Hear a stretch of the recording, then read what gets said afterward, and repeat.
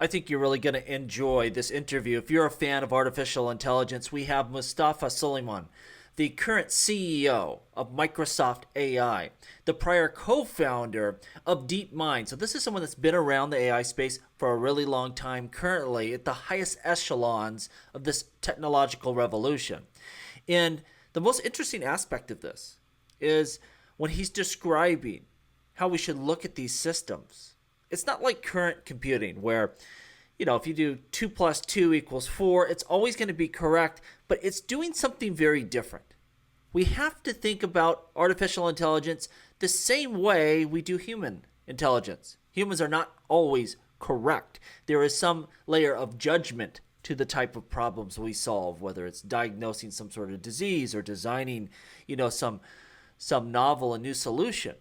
These systems will not always be correct. The question is, are they going to be correct more often than not? More often than their human counterparts. It's a different paradigm when really examining these systems of the future. And what I like about this interview, we're all asking the same questions. How early are we? Where are we in this process? That's where this interview kicks off. And originally I'm going to cut that out. Because everyone asked that question. Everyone's like, oh, we're in the warm-up or we're in the first inning. He doesn't give that answer. He gives us a novel and interesting way of looking at this. So we can really sit back and go, wow, that's how this is progressing. I think a great answer there. And just throughout, all the same questions are asked, but he has different, novel, and really insightful answers to everything that's thrown at him. Again, I really hope you enjoy this interview as much as I did. It might be helpful just to sort of level set for us where we really are. Look, I think the challenge is that as humans, we are riddled with biases of all kinds. So we look back and it feels incremental, but in the moment, it really is far more exponential than people realize. I mean, 2 years ago, nobody was talking about agents, AI systems that can take actions in your world. Today, everybody is excited that over the next couple of years, agents are going to be everywhere, doing things on our behalf, organizing our lives, prioritizing and planning. 4 years ago, nobody was really talking about language models. Today, everybody is talking about language models. So it's just a very surreal experience to be inventing technologies which at one moment feel impossible and then just a few years later are now, coming to pass. If you just think about it, it is now possible to ask any one of these chatbots any question that you could possibly imagine and get an answer that is pretty much as good as any one of us could answer in this room on average. And it's easy to take that for granted, but that is like years and years of very slowly and steadily adding capability, researching, experimenting, testing things out. And then in sum, it really, I think, creates quite a magical experience. So if I were to look out over the next 10 years, it feels like we're right at the very beginning of this moment. And what's really interesting, of course, they're building on little incremental changes, but all of a sudden you start to get liftoff, and we're not realizing how rapidly things are advancing. Things we take for granted today would have been science fiction just a few years ago. When I say a few years, 2 years, 3 years ago. And also gauging the capability of these systems. He says about equal to the everyday person. Yeah, maybe in their field of expertise. But remember, that language model knows quite a bit about pretty much all subjects. You could ask it a question about science or, mathematics, accounting, law. Like, it's been trained on the summation of knowledge, and it's quite proficient in almost anything you could throw at it, which is an amazing thing in itself. And so when we're looking at how quickly this is accelerating, things we didn't even think about now are commonplace and building in a significant way. I think it's just going to continue to accelerate and lift off, especially when you take the fact that this technology can be used to improve itself, which is not anything we've ever seen before. I thought that was a great answer. It really is accelerating significantly. And even with that being said, we are very, very early. We've all played with ChatGPT, but others talk about AGI, this sort of world where artificial generalized intelligence can effectively do everything, anything and everything. That is sort of the thing that is both the great opportunity and also the thing that I think people fear in many ways. Is that on your decade-long roadmap? I just not quite sure that's a sort of helpful framing. I mean, we tend to get fixated on super intelligence, this moment when an AI could do every single task that a human can do better than humans. And, you know, if you really push me, I have to say, theoretically it is possible, and we should take the safety risks associated with that super seriously. I have been advocating for the safety and ethics of AGI for almost 15 years, and so I really do care about it a lot, but people tend to lunge at it as though it is A, inevitable, B, desirable, and C, coming tomorrow. And I just think neither of those things are true. It is an unprecedented technology, and as a species, we're going to have to figure out a new kind of global governance mechanism so that technology continues to always serve us and make us more healthy and happier and make us more efficient and add value in the world. Because there is a risk that the technologies that we develop this century do end up causing more harm than good. And that is just a kind of curse of progress. We have to face that reality, right? These technologies are going to spread far and wide. Everybody is going to have the capacity to influence people at scales previously considered to be completely unimaginable. And so that's really going to be a question of governance and regulation. Can I ask you a question about that? We've already seen with the internet where the regular person has far more reach than they ever could have had before. And I think the power of this technology will do the same thing. Now, there's something interesting there. We all hang on this idea of AGI, and there's no agreement on what that even means. But I think people think, yeah, this system that basically comes alive and is more intelligent than most people and probably has some form of consciousness. And he's saying it's probably not what we want to build. It's not the end goal. And there's nothing to say that that is really desirable in any sort of way. When we look at this, we're probably going to have finely tuned systems for a specific task, not to be able to do anything and everything. You build an AI system that's great at doing taxes and another one that's great at medical purposes. Why would you want to build this super intelligent, all-encompassing being, essentially? Further, we assume as things become smarter, they automatically will become conscious, let's say. And there's no guarantee of that either. Those two things, consciousness and intelligence, seem to be disconnected, and you can have one without the other, and there's no guarantee that these things will become conscious. I think really the underlying problem here is it's going to change the dynamic of our society. Without a doubt, eventually these systems will get to a point where, whether they're a single AGI system or finely tuned systems, they're going to be able to do tasks better than the human being. And so then the question is, what's left for us to do? What is our purpose? How do we drive value? How do we be productive in society? And that's the unanswerable question, because we can't imagine that future. We've never lived in a universe where human labor and thought and creativity weren't the driving forces. And that is a certain future and a scary one. We'll adapt, we'll work through it, but I don't think anyone has the answer to what that world looks like. And that's really the problem here. Which is that leaders in this industry, including yourself and Sam Altman and so many others, have gone to Capitol Hill and elsewhere around the world and said, please, we need regulation. That there are lots of problems potentially with this technology. It's unique in that very few industries do the CEOs go to the regulators and say, please regulate me. It's disingenuous. Is that a sincere effort? No.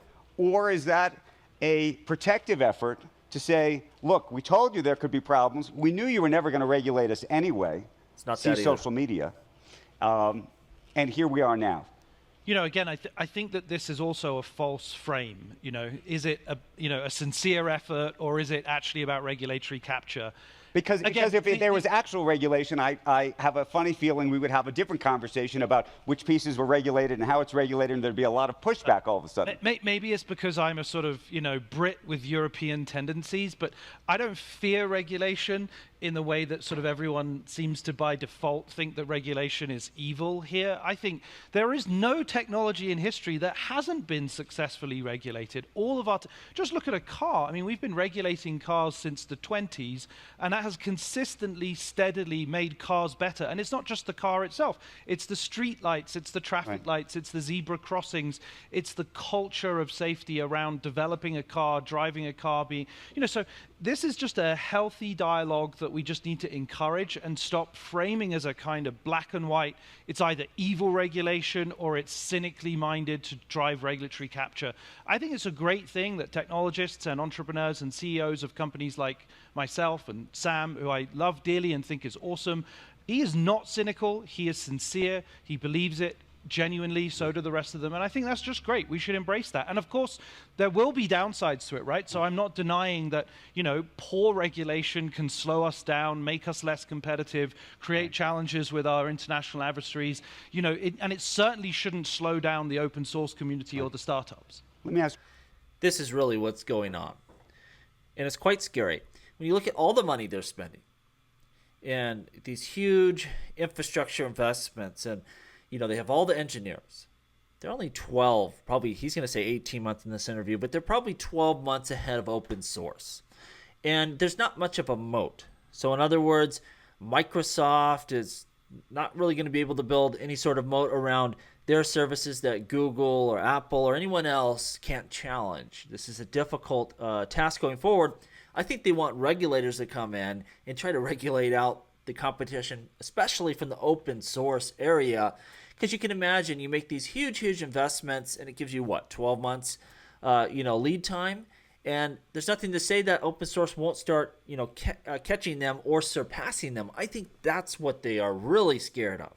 They want this space for themselves. They want to be the perpetual leaders and be able to leverage this for profit. They don't want the open source space and every regular individuals to have this type of power themselves. So I think that's really why they're calling for regulations. It's anti-competitive, and they don't want the open source space catching them or surpassing them in 12 months. Just ain't enough leeway with all the money they're spending.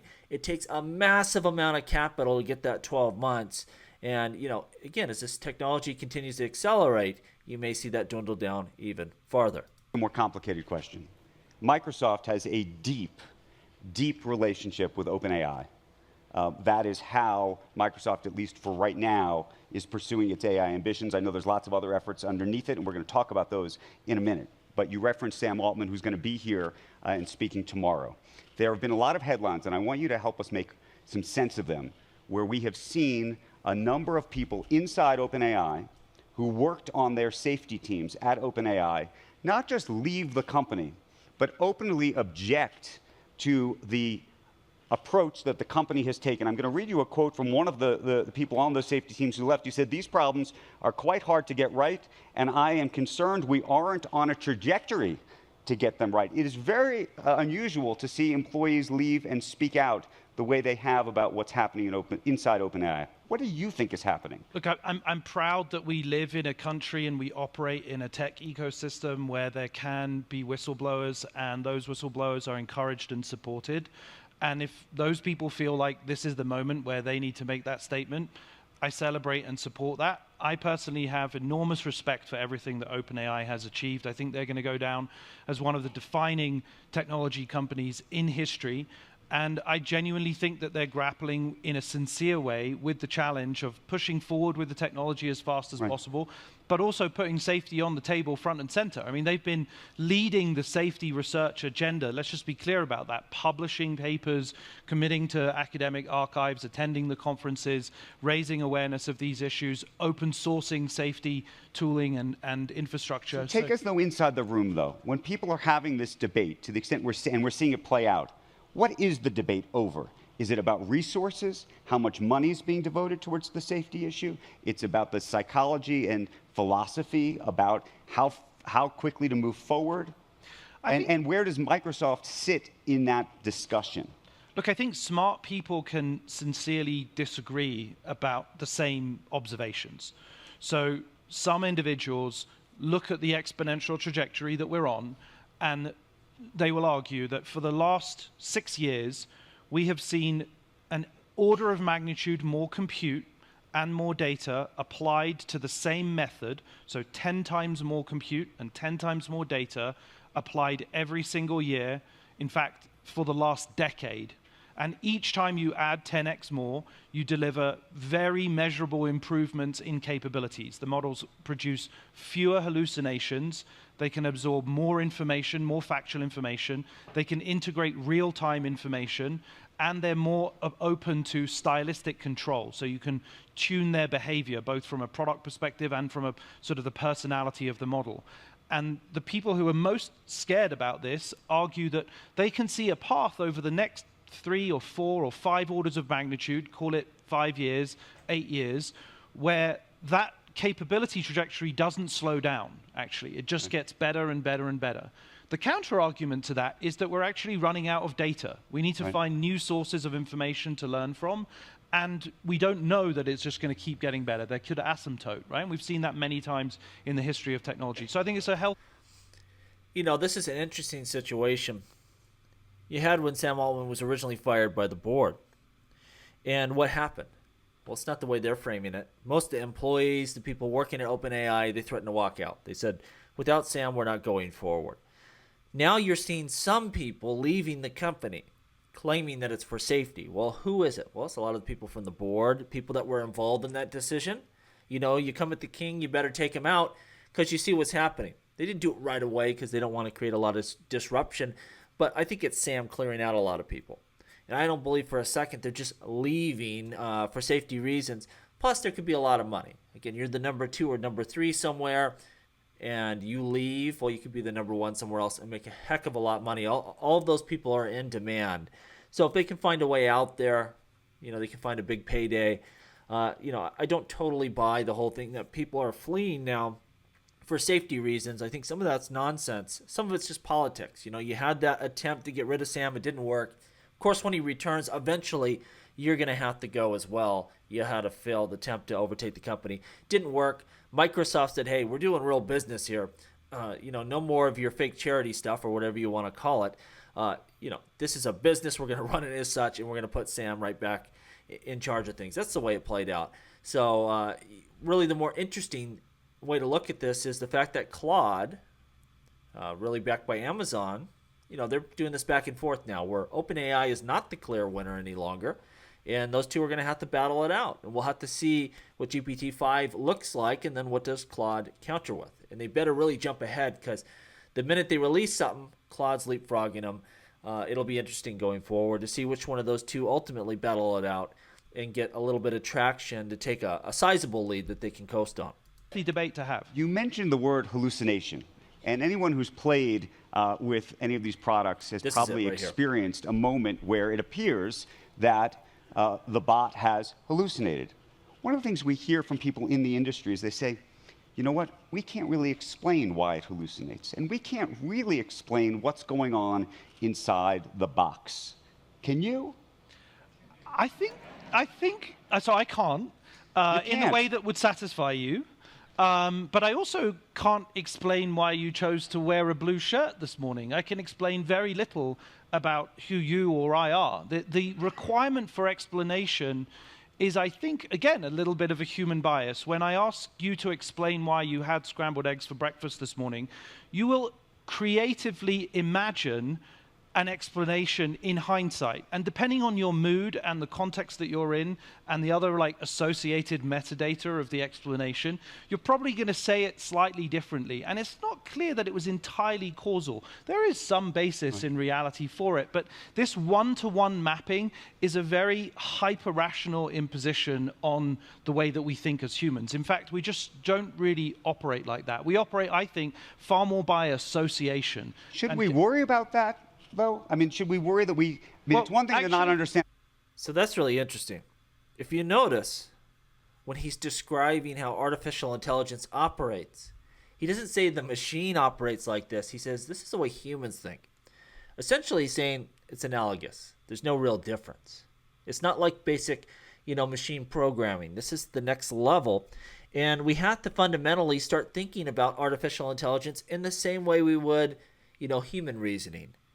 And that's the first person I've seen, bring up this fact. You're not going to totally stop humans from giving you wrong answers, hallucinating a fact. That happens. And as these systems improve, that happens less and less. but it's not so clear like we would think with, just go in there and fix up the program. Like, this is some complicated stuff, and it's more analogous to human thought and human reasoning than what we would normally think of as computer programming. Ourselves. It's another to not understand how the computer gets, most people think that all of this is just a big mathematical problem, right? 2 + 2 should always equal 4. If it's not equaling 4, we need to understand what's wrong with the computer, right? Yeah, that's just not how sort of human reasoning and culture actually works, in my opinion. Human reasoning works as a result of behavioral observations. When you consistently do the same thing over and over again, I gain trust. You become more reliable. When you tell me that you are unsure about something, and then I look back and it turns out that your uncertainty was a correct assessment of that outcome, that uncertainty gives me reassurance, right? So I learn to trust you and to interact with you by observation. And I think that that's actually how we all operate in relation to one another, is how we produce culture and society. And that's how we'll treat these models. It's, there was a competition of radiologists 3 months ago. Panels of radiologists in this live environment, tens of the very best consultants going head-to-head against the machine. And obviously there's lots of skepticism. Why is the machine producing this correct cancer diagnosis? Why is it producing this correct eye examination and identifying that this is glaucoma? Well, we can sort of allude to some of the training data that it has used to train on it, but the fact is it's doing it more accurately, more reliably than the human. I think that that empirical observation of the facts is what we should rely on to be able to trust these systems.